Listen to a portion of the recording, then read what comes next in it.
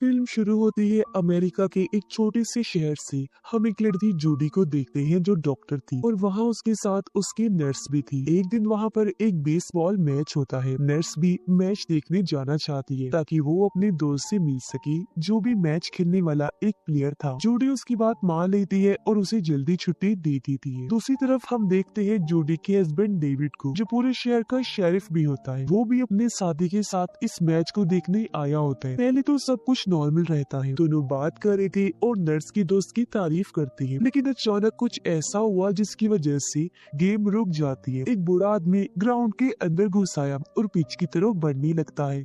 उसके हाथ में गन होती है। आदमी बहुत अजीब लग रहा था। डेविड बूढ़े आदमी के वहाँ पहुँचने से पहले जल्दी से पिच को खाली करवा देता है ताकि वो देख सके कि आदमी आखिर करना क्या चाहता है। डेविड को लगता है कि वो आदमी नशे में है और वो उसे गन नीचे करने के लिए कहता है, लेकिन आदमी उसकी बात सुनने को तैयार नहीं था। आदमी फिर डेविड पर गन तान देता है। डेविड को उससे खतरा महसूस हुआ, इसलिए वो उस आदमी को शूट करके मार देता है। फिर डेविड उस आदमी के डॉक्टर से मिला ताकि वो जान सके कि बूढ़े आदमी के खून में शराब की कितनी मिकदार थी। फिर वो उस आदमी की फैमिली से मिला और उसकी मौत का अफसोस करता है। फिर कहता है कि वो नशे में था, इसलिए मैं कुछ और नहीं कर सकता था सिवाय उसे मारने की। आदमी की वाइफ डेविड की बात सुनने के लिए तैयार नहीं होती और कहती है कि उन्होंने तो काफी देर पहले ही शराब पीना छोड़ दी थी और वो इस बात से बहुत खुश भी थी, जो बताकर औरत रोने लगी और गुस्से में शेरिफ को थप्पड़ भी लगा देती है। अब डेविड को इस हादसे के बाद सारी रात नींद नहीं आती, इसलिए सुबह होते ही वो खुद को मसरूफ रखने के लिए काम में लगा रहता है। जूडी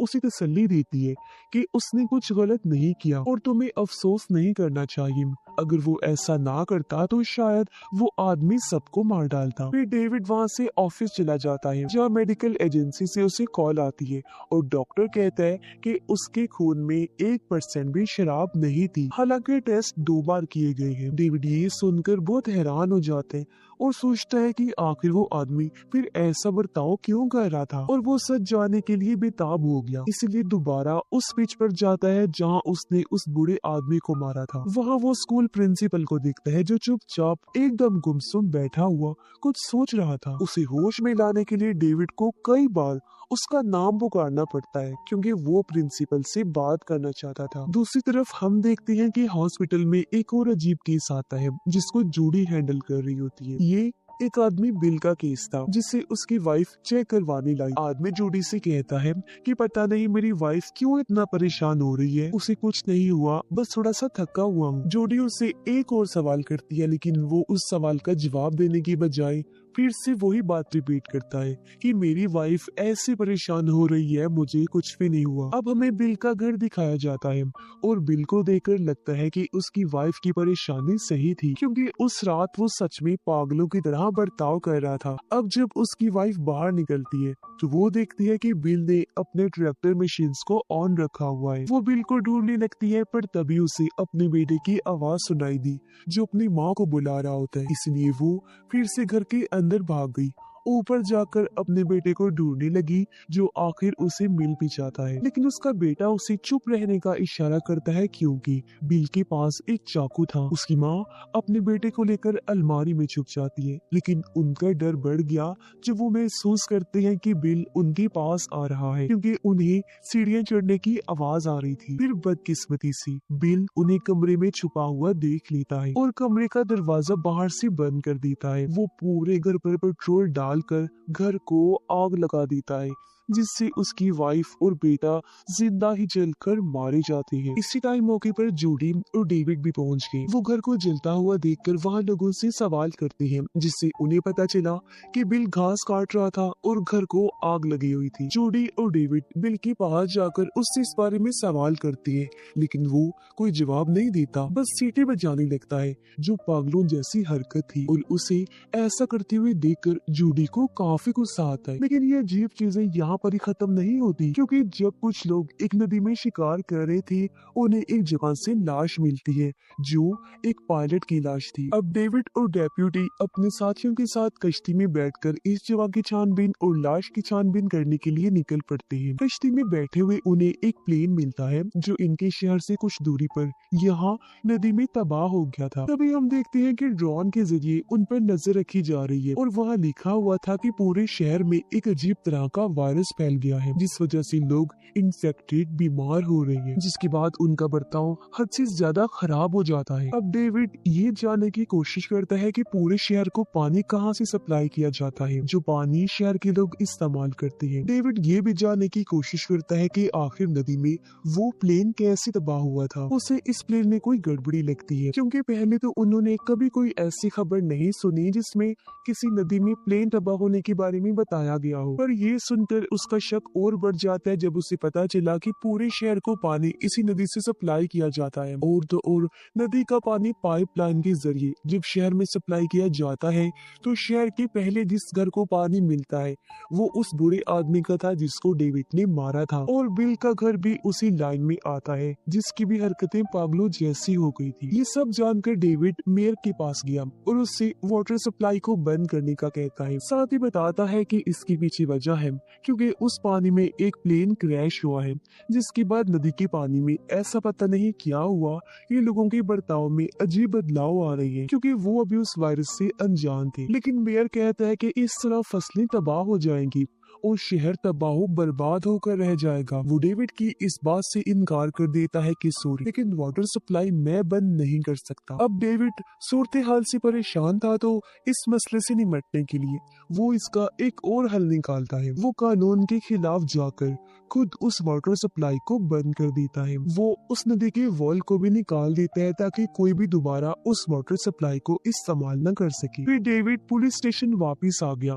वो और डेप्यूटी देखते हैं कि बिल जमीन पर पड़ा हुआ है, उसका खून बह रहा है और वो जरा भी नहीं हिल रहा। वो सोचते हैं कि शायद बिल मर चुका है, पर जैसे ये उसके सेल के पास आई एकदम से बिल उठकर दोनों पर हमला करने की कोशिश करता है, जिससे हम समझ पाते हैं कि बिल भी उस वायरस से इन्फेक्टेड हो चुका था। जब भी उसका बर्ताव ऐसा था वो कंट्रोल से बाहर हो गया था। ये देख डेविड कॉल करने की कोशिश करता है पर उसकी कॉल नहीं लगी। पता चलता है कि ना तो इंटरनेट चल रहा है और ना ही नेटवर्क आ रहा है। जब वो बाहर गया तो देखता है कि पूरा शहर वीरान हो गया है और कहीं पर भी कोई भी नहीं है। एक इंसान जो गाड़ी में बैठकर उसकी तस्वीरें ले रहा था, डेविड उसे देखकर उसके पीछे भागता है, पर तब तक गाड़ी वहां से जा चुकी थी। अब डेविड मेडिकल लैब में जाता है डॉक्टर से मिलने, ताकि वो बूढ़े आदमी की लाश के बारे में और जानकारी हासिल कर सके। यहाँ उसे एक जख्मी आदमी दिखाई देता है जिसकी हालत बहुत खराब थी। डेविड उसकी मदद करने की कोशिश करता है,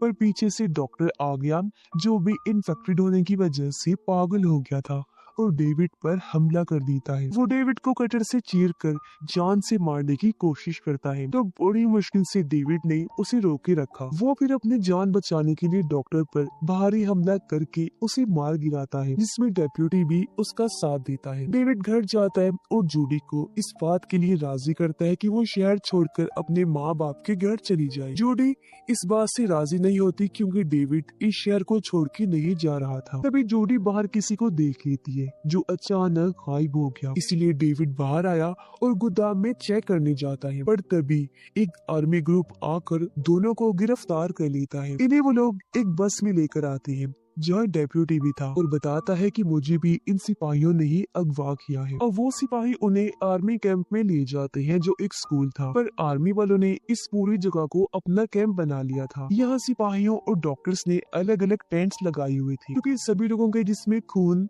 टेम्परेचर और रेडिएशन को चेक किया जा रहा था। अब जिन लोगों का टेम्परेचर ज्यादा था उन्हें जबरदस्ती उन लोगों से अलग कर दिया जाता है जिनके जिस्म का टेम्परेचर कम था। यहाँ बदकिस्मती से जूडी के जिस्म का टेम्परेचर थोड़ा ज्यादा होता है और सिपाहियों से डेविड से अलग करके ले जाते हैं। डेविड सिपाहियों से लड़ता है लेकिन वो उसे मार कर बेहोश कर देती है। फिर सिपाही जूडी को एक मेडिकल रूम में लेकर जाते हैं जहाँ उसे उन लोगों के साथ रखा जाता है जिनको बीमार समझा जा रहा था। जूडी डॉक्टर्स को बताने की कोशिश करती है कि उसका बॉडी टेम्परेचर इसीलिए ज्यादा है क्योंकि उसे कुछ दिनों से बुखार है। डेविड को जब होश आया तो वो खुद को ऐसी जगह पर पाता है जहाँ लोगों को ब्रेसलेट पहनाई जाती है उनकी पहचान याद दिलाने के लिए, क्योंकि डेविड और उसकी तरह के नॉर्मल लोगों को एक दूसरे शहर में भेजा जा रहा है क्योंकि ये लोग बिल्कुल नॉर्मल है, बीमार नहीं है। लेकिन डेविड अपनी वाइफ को छोड़ के जाने वाला नहीं था, जिसके लिए वो प्लान बनाता है ताकि यहाँ से भाग सके। दूसरी तरफ एक गाड़ी जूडी वाले कैंप के फैंसीज बाड़ों को तोड़कर अंदर घुसने लगती है, जिसकी वजह से पूरी तरह से कैंप में हलचल मच जाती है। सिपाही और डॉक्टर इस सूरत हाल पर काबू नहीं कर पाते और यहाँ से भाग जाती है। कुछ कैंप खाली हो जाती है, जिसकी वजह से बीमार लोग, जिनमें जूडी भी शामिल होती है, वो उसी कमरे में रह जाती है। अब डेविड जूडी को बचाने के लिए पुलिस स्टेशन आता है और अपनी गन उठा लेता है। इस मिशन में वो अकेला नहीं होता बल्कि जूडी को बचाने के लिए डेप्यूटी भी उसके साथ होता है। जूडी अभी भी बेड पर बंधी होती है और वो अपने साथ वाली बेड पर अपने साथी नर्स को देखती है। दोनों एक दूसरे का हाल चाल पूछती है और वो देखती है कि बिल जो स्कूल का प्रिंसिपल है वो उनके रूम की तरफ आ रहा है और उसके हाथ में एक हथियार भी है। बिल को पूरी तरह से इन्फेक्शन हो गया था और वो सभी लोगों को बेरहमी से मारने लगता है। जूडी और नर्स ये देखकर बहुत डर जाती है। अब बिल नर्स की तरफ आया और उसे मारने ही वाला होता है कि जूडी जोर जोर से चिल्लाने लगती है और बिल का ध्यान अपनी तरफ कर लेती है। अब बिल जूडी को मारने ही वाला होता है कि वहाँ ठीक टाइम पर डेविड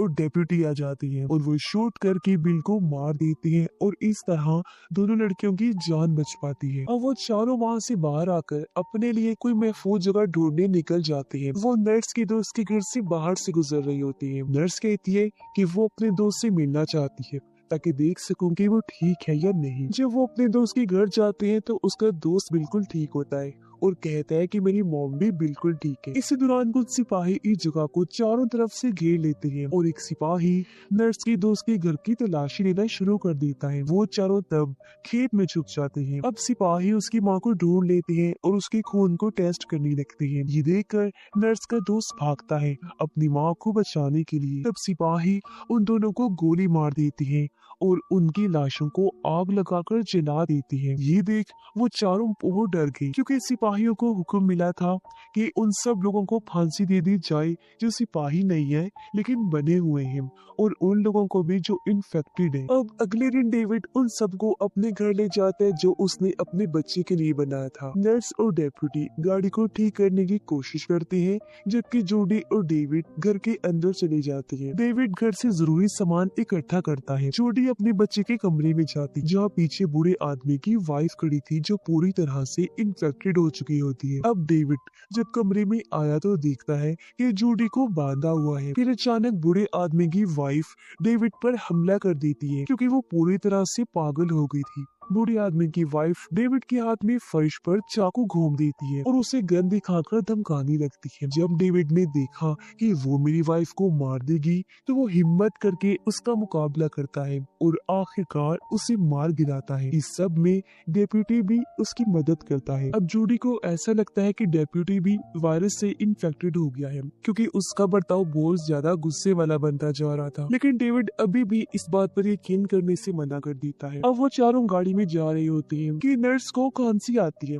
जिससे डेप्यूटी को लगा कि वो भी वायरस से इन्फेक्टेड हो गई है। अब सब आपस में लड़ने लगी लेकिन डेविड उन्हें लड़ाई को खत्म करने को कहता है क्योंकि एक हेलीकॉप्टर उन पर हमला करने के लिए उनके सर पर मंडला रहा था और उन्हें अब छुपने के लिए जगह ढूंढनी है। अब डेविड अपनी गाड़ी का रास्ता बदलकर एक कार वॉश में चला जाता है जहाँ गाड़ियाँ धोई जाती हैं, लेकिन यहाँ भी उन्हें मजीद मुश्किलों का सामना करना पड़ता है। वो हेलीकॉप्टर के जाने का इंतजार कर रही थी लेकिन कोई कार वॉश को चला देता है और उनकी गाड़ी आगे को चली जाती है जहाँ से निकलना बहुत मुश्किल हो गया था। इतने में वहाँ पर काम करने वाले कुछ लोग सामने आते हैं जो इन्फेक्टेड थी और इन पर हमला कर देती हैं, लेकिन वो लोग किसी तरह उन्हें मारने में कामयाब हो जाते हैं और डेविड कार वॉश से कार को निकाल लेता है। लेकिन उनमें से एक आदमी नर्स पर हमला करता है, उसके गले में पाइप डालकर उसे हवा में लटका देता है जिसकी वजह से वो मारी जाती है। अब बाकी तीनों लोग नर्स को देखने बाहर आते हैं पर तभी वो हेलीकॉप्टर डेविड की गाड़ी को तबाह कर देता है। अब उन तीनों के पास गाड़ी नहीं होती, इसलिए वो पैदल चलना शुरू कर देते हैं। अब वो वहाँ पर एक गाड़ी को आते हुए देखते हैं।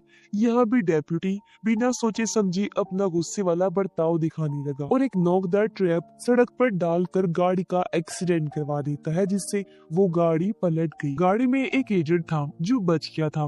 उसे भी डेप्यूटी मारने की कोशिश करता है, लेकिन डेविड उसे रोक देता है क्योंकि वो आदमी से बात करना चाहता है। डेविड उस आदमी से पूछता है कि ये सब क्या हो रहा है। तब वो आदमी बताता है कि जो प्लेन नदी में तबाह हुआ था, उस प्लेन में दरअसल हाई टेक और केमिकल से भरे हथियार थे, जिससे एक दूसरे शहर ले जाया जा रहा था। लेकिन वो प्लेन नदी में तबाह हो गया, जिससे पूरे शहर का पानी खराब हो गया, जिस वजह से ये इन्फेक्शन फैलते फैलते इतना ज्यादा बढ़ गया। जो लोग भी इसकी लपेट में आकर बीमार होते हैं, उनका बर्ताव अजीब होता है। वो दिमागी तौर पर गुस्से वाले पागलों जैसे हो जाते हैं, क्योंकि वायरस का असर इंसान के दिमाग पर होता है, इसलिए वो इंसान उल्टे सीधे हरकतें करने लगते हैं। जब भी इस मूवी का नाम है द क्राइसिस। अब अचानक डेप्यूटी उस आदमी को मार देता है। डेविड को लगता है कि डेप्यूटी भी इन्फेक्टेड हो गया है। अब चुपके से डेविड उसकी गन उठा लेता है, लेकिन चालाकी से डेप्यूटी ने गन भी दोबारा हासिल कर ली और सारे हथियारों पर अपना कंट्रोल भी कर लिया और अब वो दोनों को गन पॉइंट पर ले लेता है। अब थोड़ी देर चलने के बाद डेविड डेप्यूटी को रिलैक्स करने की कोशिश करता है और चालाकी से उससे गन वापस छीन लेता है। यह डेप्यूटी भी समझ जाता है कि वो बीमार है, लेकिन वो डेविड से कहता है कि क्या वो थोड़ी देर के लिए और उनके साथ रह सकता है, जिसके लिए दोनों मान गए। इसके बाद वो तीनों एक रास्ते पर पहुंचते हैं जो बस स्टॉप की तरफ जा रहा था, जहां से वो एक ट्रक हासिल कर सकती थी। और डेविड भागने का प्लान बनाता है, मगर सिपाहियों ने वो रास्ता बंद किया हुआ था। डेप्यूटी कहता है कि वो भागने में उनकी मदद करेगा। वो सिपाहियों का ध्यान अपनी तरफ करेगा ताकि तुम दोनों ट्रक लेकर यहाँ से भाग सको, क्योंकि वैसे भी वो कुछ देर में मरने ही वाला है। इसीलिए वो गन लेकर आगे बढ़ने लगा, सिपाहियों का ध्यान अपनी तरफ करने के लिए, और दोनों चुपके से निकलने लगते हैं। आखिर सिपाही उसे भी गोली मार देते हैं और वो सिपाहियों को उनके किए पर बुरा भला कहने लगता है। अब डेविड और जूडी एक जगह पहुंचते हैं जहां उन्हें 3 ट्रक मिलते हैं जो उन लोगों को निकालने के लिए थे जो इन्फेक्टेड नहीं थे, जिनके हाथों में ब्रेसलेट्स पहनाए गए थे, पर उन सबको भी मार दिया गया था और उनकी लाशें इन ट्रक्स में रखी हुई, जिससे अब जाकर डेविड और जूडी समझ जाते हैं कि सिपाही सभी लोगों को कत्ल करना चाहते हैं जो इन्फेक्टेड है और नहीं है सबको। और अब इन्हें अंदाजा हो गया कि इस शहर से निकलना इतना आसान नहीं होगा। अब डेविड को एक सिपाही